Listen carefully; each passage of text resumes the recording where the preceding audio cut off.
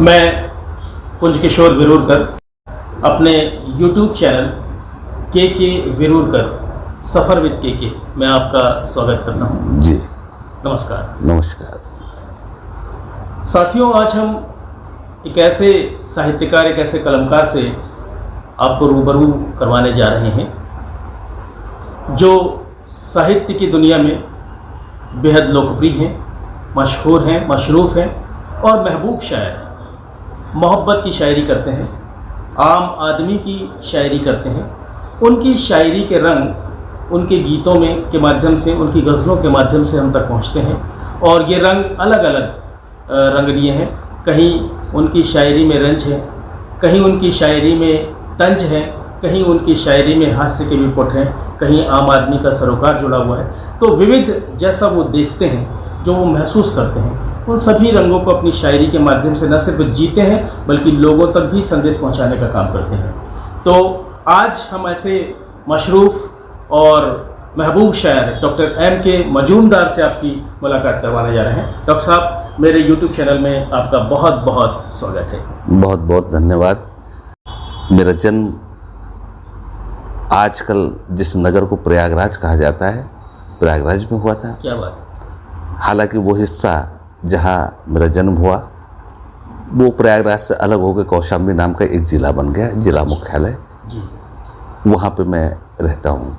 लेकिन विगत 30 वर्ष तक मध्य प्रदेश के एक ऐसे धरती पर मुझे रहने का अवसर मिला जो एक पावन धरती है और जो मान्यता है उस हिसाब से सरभंग ऋषि का आश्रम था। और भगवान राम अयोध्या से जब जा रहे थे तो जाते हुए मार्ग में उन्होंने वहाँ रुक के सरभंग ऋषि जी का दर्शन किया। उनकी याद में एक बहुत अच्छा मंदिर वहाँ स्थापित है जिसका किसी समय नागपुर के राजा भोसले साहब ने उसका पुनर्निर्माण करवाया था। मेरा सौभाग्य कि उस धरती पर, बल्कि रामपायली के उस मंदिर और उस शहर के इतिहास को लिखने का मौका भी मुझे मिला। मैंने एक प्रयास किया कि रामपायली का परिचय देते हुए एक पुस्तक को भी लिखी मैंने। जी। वो पुस्तक मुझ तक पहुंची थी, मैंने उस किताब को पढ़ा है आपकी। जी। रामपायली का ही चुनाव आपने क्यों किया रहने के लिए? बालाघाट शहर में भी आप रह सकते थे। ये शायद राम की स्वयं की कृपा होगी कि उन्होंने मुझे ये अवसर दिया कि अपने जीवन का सबसे श्रेष्ठ समय वहाँ पे बिताओ, क्योंकि वो एक तरह से इतनी पावक भूमि है कि वहाँ पे रह के मैं साहित्य में भी बराबर वो करता रहा और वहाँ से मैंने देश भर की यात्रा की। मित्रों, मुझे तो ये सौभाग्य कि मैं प्रयागराज, जिसे पहले इलाहाबाद कहा जाता था, उस शहर में, वो शहर साहित्य का बहुत बड़ा केंद्र रहा, बल्कि हालांकि राजनीतिक केंद्र भी रहा है। महान लोग वहाँ से गए, चाहे हम महादेवी वर्मा का कहे, निराला जी, इतने नाम हैं, डॉक्टर हरिवंश राय बच्चन जी, ये सब चीज़ लोग, इतने नामवर लोग वहाँ से आए, वो धारा है। लेकिन लोग कहते हैं कि वो सिर्फ तीन नदियों का संगम है वहाँ, गंगा, जमुना और सरस्वती, 3 नदियों का संगम है। बल्कि मैं तो ये कहता हूँ कि वहाँ 2 भाषाओं का भी बहुत अच्छा संगम है। क्या बात है। क्योंकि उर्दू और हिंदी, उर्दू के नामवर लोग भी वहाँ से गए, चाहे वो अकबर इलाहाबादी साहब हो या फिर गोरखपुर साहब, और तमाम नाम है। नामों का जिक्र करूँ तो नामों की एक ऐसी फहरिस्त बनेगी कि जिनको पढ़ते हुए बहुत वक्त लगेगा, और जो लोग इसको सुन रहे होंगे वो मुझसे ज़्यादा बेहतर जानते होंगे कि इलाहाबाद की धारा क्यों प्रसिद्ध थी, किस लिए। तो वहाँ से मैं आया, लेकिन मेरा सौभाग्य है कि भगवान राम के चरणों का स्पर्श जिस धरती पर हुआ था, उस पावन धरती पर मैंने अपने जीवन के 30 वर्ष वहाँ गुजारे। क्या बात। कुछ लोग मुझसे ये भी पूछते हैं कि अब आप यहाँ से क्यों चले गए, तब मुझे उसको जवाब देना पड़ता है, मैं इस शहर से किसी अन्य परेशानी से नहीं, बल्कि इसलिए गया हूँ कि मेरी माँ, जिसने मुझे जन्म दिया, मुझे उंगली पकड़ के चलना सिखाया, मुझे हंसना सिखाया, मुझे जीना सिखाया, और मैं आज इस काबिल अगर कहीं तक भी गया होगा तो केवल वो माँ की कृपा और उसकी कोशिश थी। आज वो 91 साल की उम्र है उनकी, और उनकी देखरेख के लिए मैं चाहता हूँ कि जीवन का और समय जो है ना, माँ के चरणों में, माँ के दुलार में, प्यार में मैं बिताना चाहता हूँ। इसलिए माँ के पास गया। कई बेहद खूबसूरत ख्याल है। अगर इस सोच के साथ आप गए हैं तो यकीनन जिस समय माँ ने आपकी देखरेख की, देखभाल की, वो आपका बचपन था, और जब आप लौटे हैं तो माँ की वृद्धावस्था है, जिस समय आपकी सबसे ज़्यादा उनको ज़रूरत है। निश्चित रूप से, क्योंकि माँ के बारे में मैं एक बहुत लंबी नज़्म कही मैंने, और पूरे देश में काफ़ी जगहों पे मतलब इसे सराहा गया। तो उसके सिर्फ 2 टुकड़े मैं सुनाना चाहता हूँ कि माँ क्या है।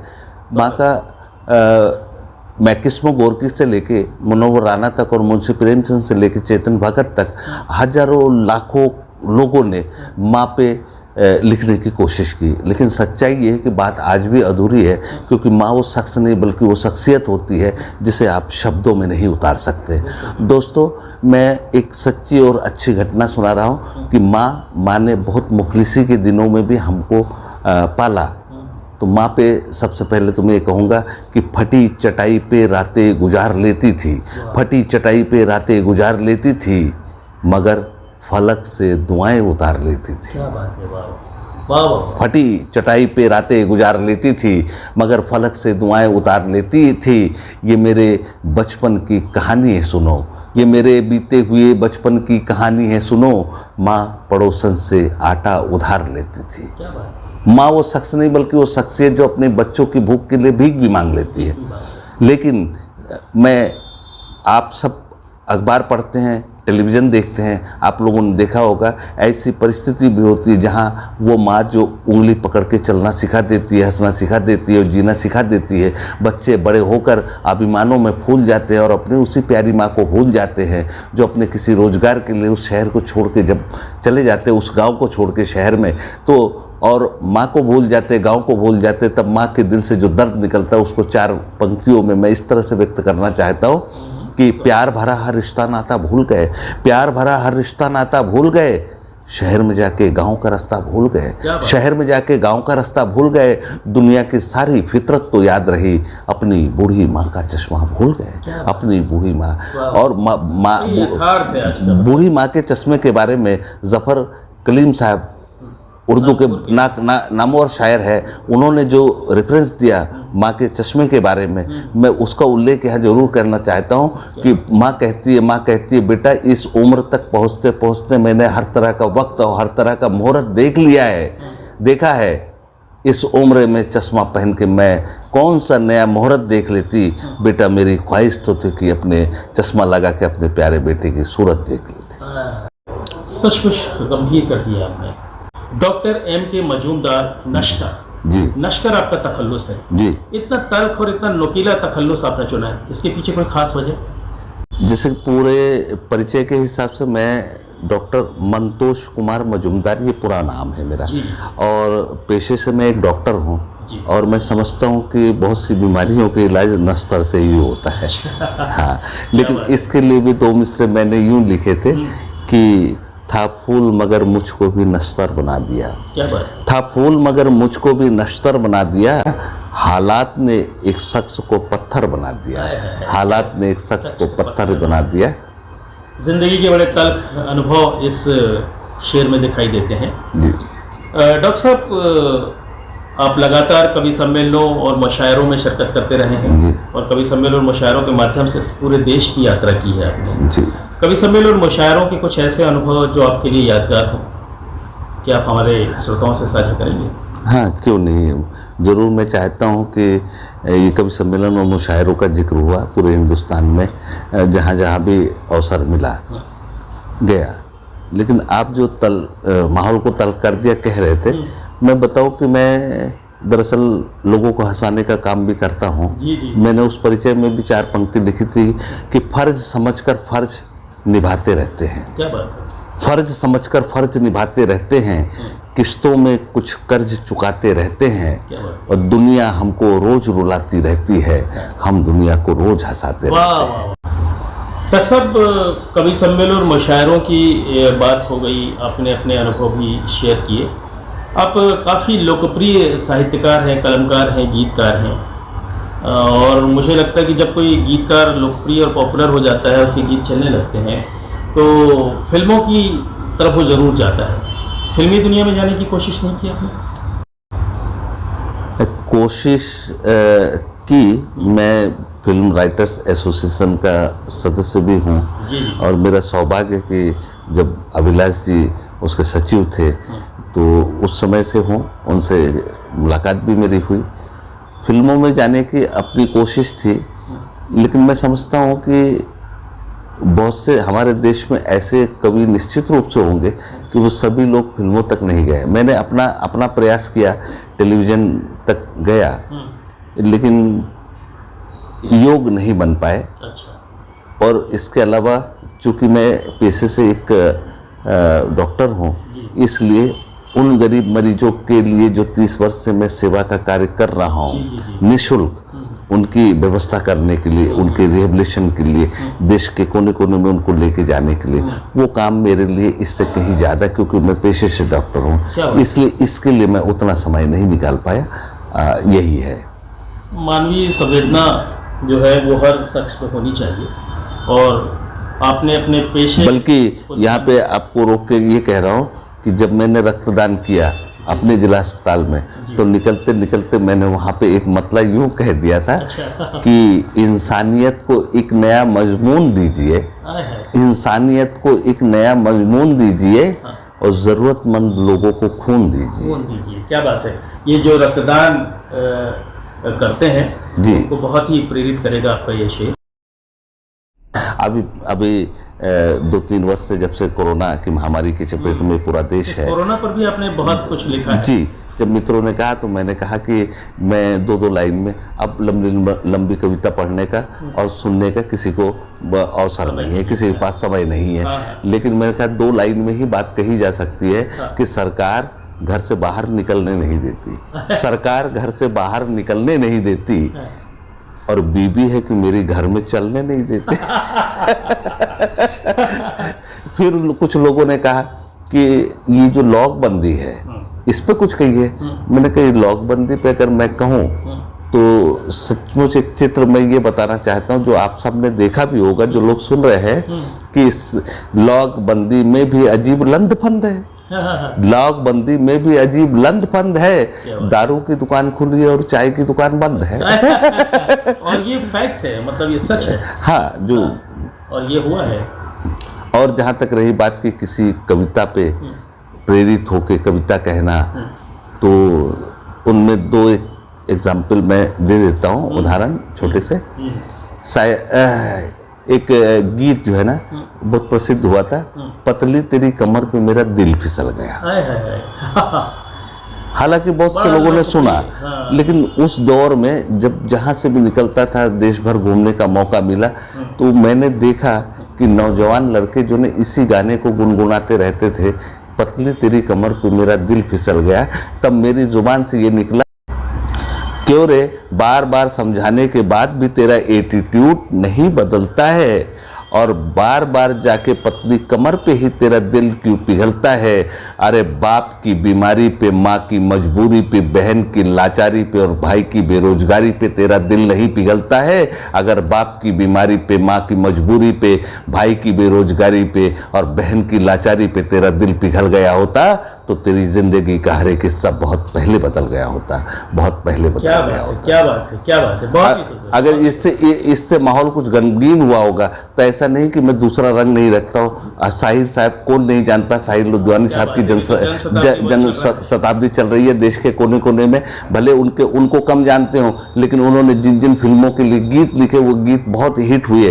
एक गीत उनका बहुत अच्छा आया था, कभी कभी मेरे दिल में ख्याल आता है, कभी कभी मेरे दिल में ख्याल आता है।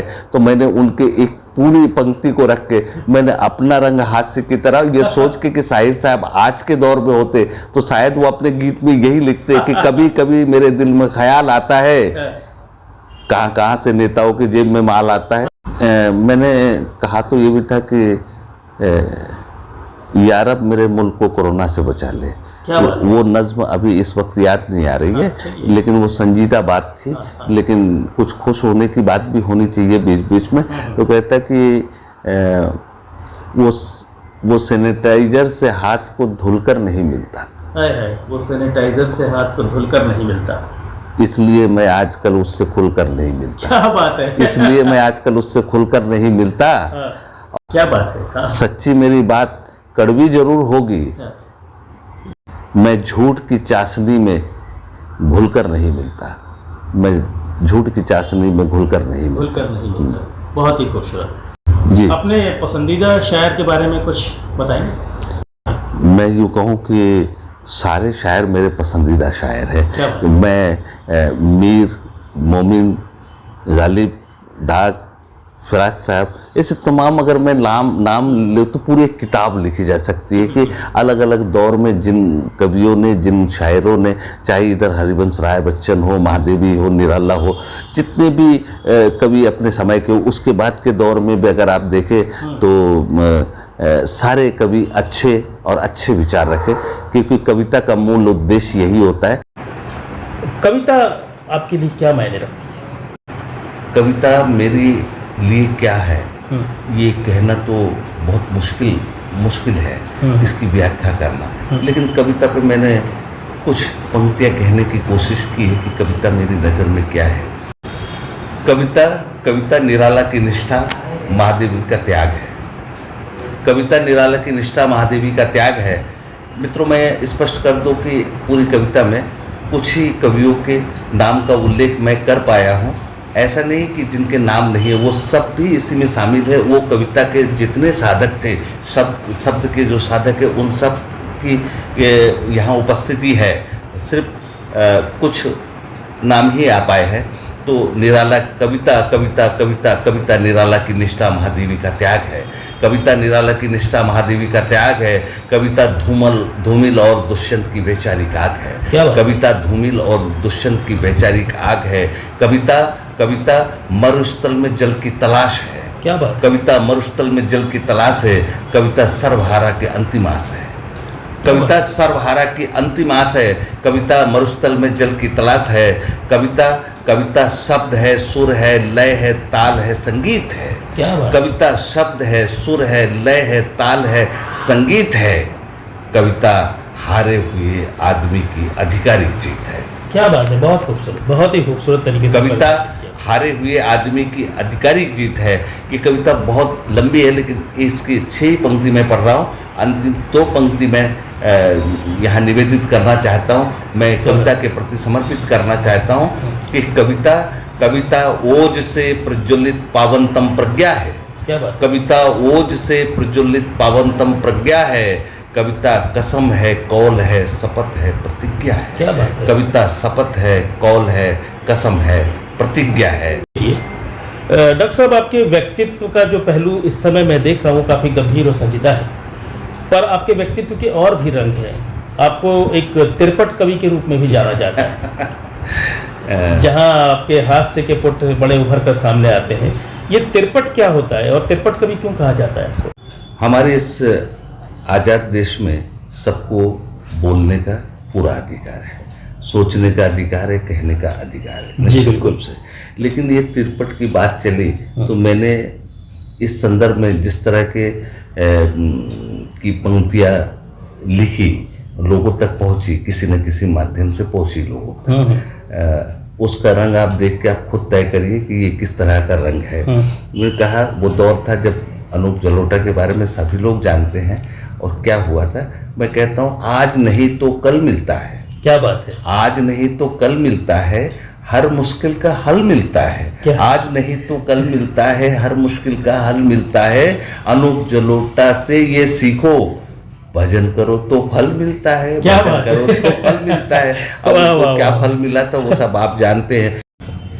दौर बदलता जाता है। एक दौर आया आशाराम के दौर में जो पंक्तियां मैंने कही थी कि सुंदर देह का प्यासा राम, वाह वाह, सुंदर देह का प्यासा राम, कब तक देता झांसा राम। सुंदर देह का प्यासा राम, कब तक देता झांसा राम, उल्टा पड़ गया पासा राम, अंदर हो गए आसाराम, अंदर हो गए आसाराम।